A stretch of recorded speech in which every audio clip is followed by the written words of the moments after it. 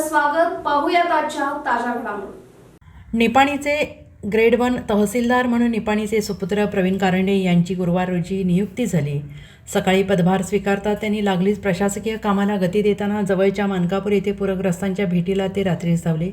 मानकापूर येथील पाटील माळ्यात असणाऱ्या पूरग्रस्तांच्या भेटीला जाऊन पूरग्रस्तांची व्यथा जाणून घेतल्या, त्यांच्या अडीअडचणी जाणून घेतल्या. तसेच या ठिकाणी गैरहजर असणारे अधिकारी यांची चांगलीच झाडपट्टी केली.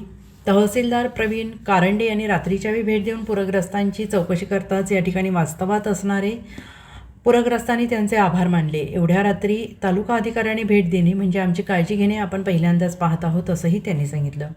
पूरग्रस्तांच्या छावणीत गैरहजर असणाऱ्या नोडल अधिकारी, महसूल, ग्रामपंचायत, आरोग्य अधिकाऱ्यांची त्यांनी चांगलीच झाडपट्टी केली आणि तात्काळ या ठिकाणी हजर राहावे असे सूचना केल्या. तसेच पाटीलमाळा येथे जाऊन पूर परिस्थितीची पाहणी केली.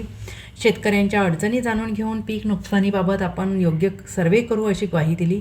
ग्रामपंचायत अध्यक्ष सुनील महाकाळे यांनी प्रत्येक वर्षी पाटीलमाळा येथे पूर परिस्थिती निर्माण होते, त्याचे पुनर्वसन केल्यास त्यांना अधिक मदत होईल. या अनुषंगाने आपण शासन दरबारी प्रयत्न करावेत, यासाठी आमचेही सहकार्य असेल अशी मागणी केली. अमोल बन्ने यांनी सुद्धा पूरग्रस्तांना योग्य त्या सुविधा पुरवण्याची मागणी केली.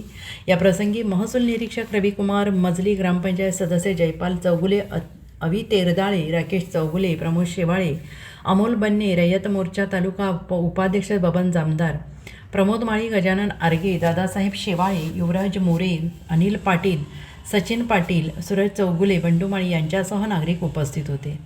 SB न्यूजसाठी बोरगावहून मुख्य संपादक शिवाजी भोरे. राजकीय, सामाजिक, आर्थिक असा सर्व घडामोडींचा आढावा पाहायला विसरू नका SB न्यूज चॅनल आणि नक्कीच सबस्क्राईब करा.